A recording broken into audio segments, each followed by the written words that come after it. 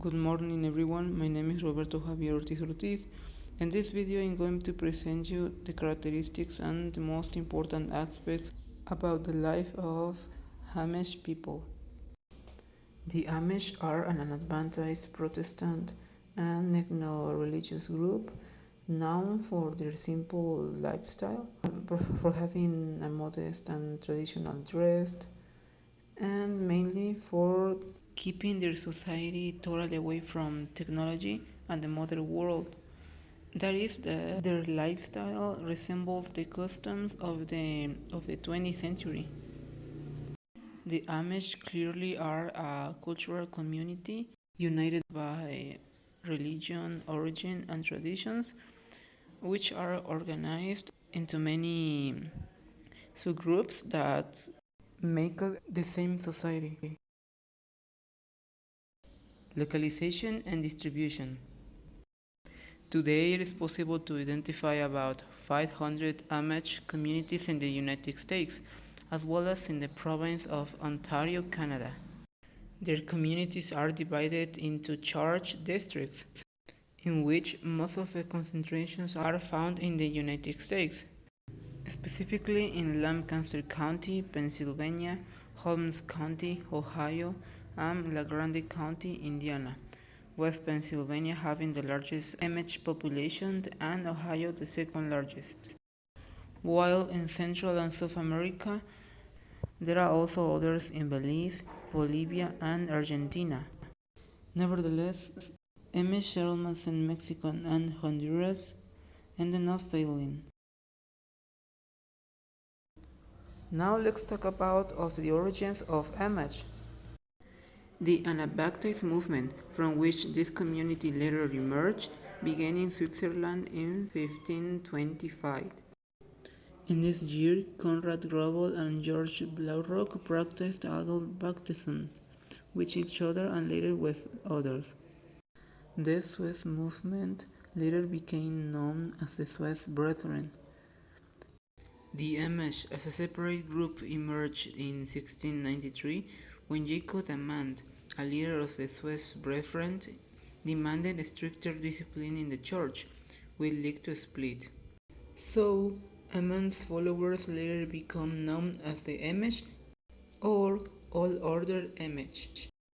This explains why the Amish people are descended from German, Swiss, and other European immigrants who settled in America from 1730 to 1880.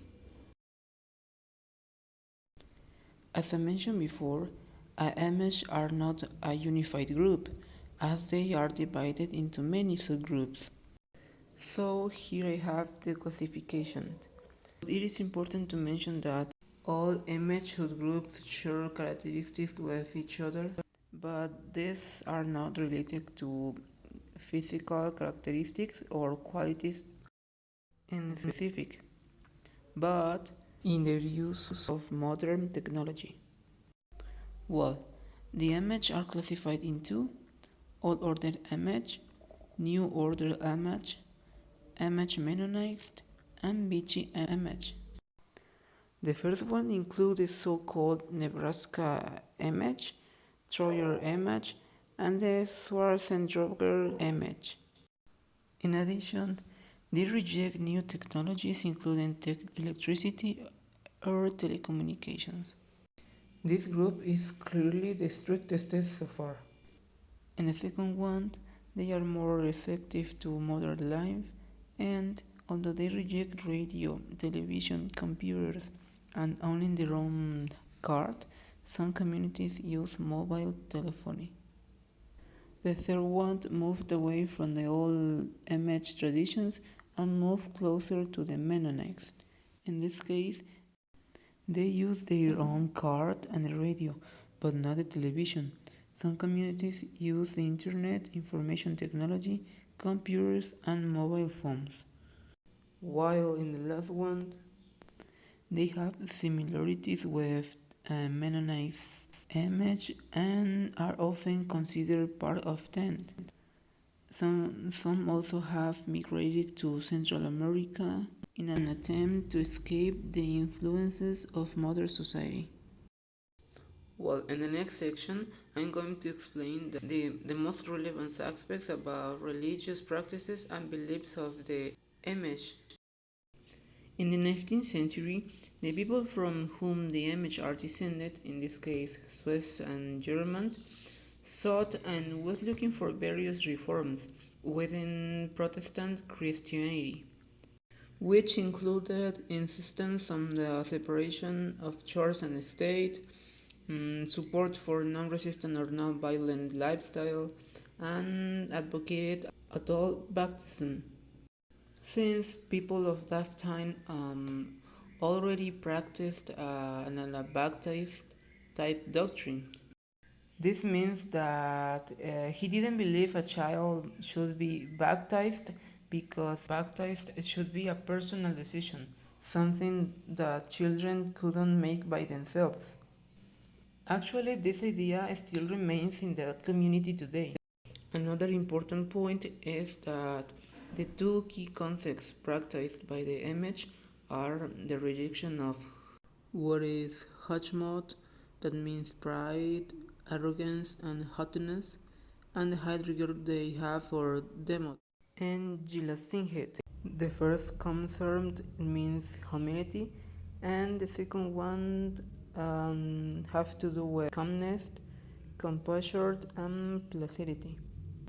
Another important point is that Hamish norms were opposed to individualism in favor of anti-individualism.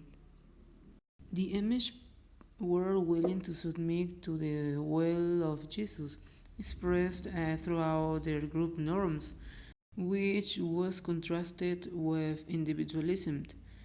So, anti-individualism is the reason why they rejected technologies that would facilitate individual labor, which diminishes each person's dependence on the community.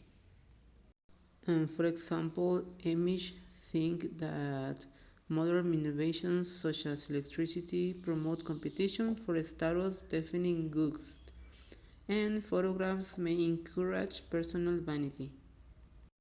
In addition, the idea of Christianity was based on the importance and necessity of humility and work, as well as the rejection of modern luxuries and entertainment.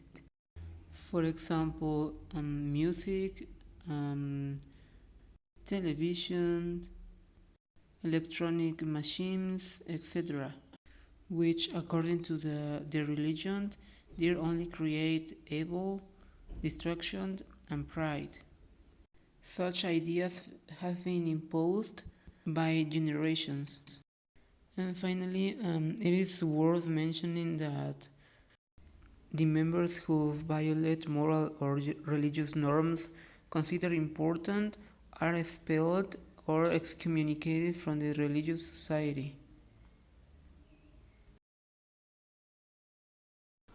Both Old Order and New Order Amish speak a dialect of High German known as Deutsch, also known as Pennsylvania Dutch or German, which is used particularly in the home.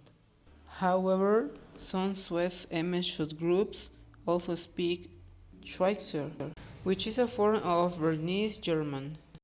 In this case, English language is only used on some occasions, for example, with non-Amish people, in schools, in external trade, etc. Now let's talk about what Ordnung is. Ordnung is a strict set of rules and traditions that governs the lifestyle of Amish communities. This includes issues such as clothing laws, permitted uses of technology, religious duties, and rules regarding interaction with outsiders. The Ordnung differ between different communities or within the same community from district to district. As I mentioned before, Amish avoid using modern technology as lifestyle, which includes objects such as cars, televisions, telephones, and electricity that are considered distracting elements in life. In fact, they only use horse-drawn carriages as a means of transportation. However, it is important to mention that some AMISH may accept the use of certain technologies within their lifestyle, but this must be accepted before by an authority. On the other hand, regarding with work and occupations of AMISH, men are engaged in farm work, furniture production, or construction, while women dedicate themselves to the home and raising children. Both of them actually create their own clothes. Before concluding, it is important to address the issue of clothing in Amish societies. Generally, an Amish man will always be clean shaven during his bachelorhood, and once he marries, he will grow a beard. In some communities, however, a man will grow his beard after he is baptized. In addition, the beard trim shouldn't be too short, and men generally wear hats. An interesting aspect is that mustaches are generally forbidden as they are seen as a symbol of militarism, which the Amish people are strongly opposed to due to their pacifist beliefs. On the other hand, women have similar guidelines on how to dress, which are also expressed in the unknown. They should wear calf-length, dark-colored dresses along with caps and aprons. They also use prayer caps. Women wear caps because they are a visual representation of their religious beliefs, and it promotes the tradition that every woman should wear one. It's worth mentioning that the color of the cap indicates whether a woman is single or married. Single women wear black caps and married women wear white. The color coding of the caps it is important because women aren't allowed to wear jewelry, such as wedding rings, and it is considered to draw attention to the body. What is Ruspringa? Rumspringa is a stage between 16 or 17 years in which Amish young people are allowed to experiment more broadly with the modern world for a period of time. Generally, many young people decide to return to the Amish community to be baptized, but some of them decide to leave their community and live the rest of their lives in the outside society, which can sometimes lead to rejection by the Amish church and their own family. And finally, the conflicts faced by the Amish communities are the pressure of the modern world due to globalization, the fact that current child labor laws affect the Amish point of view, this because children have to work from an early age, which it is not allowed in other countries of the world.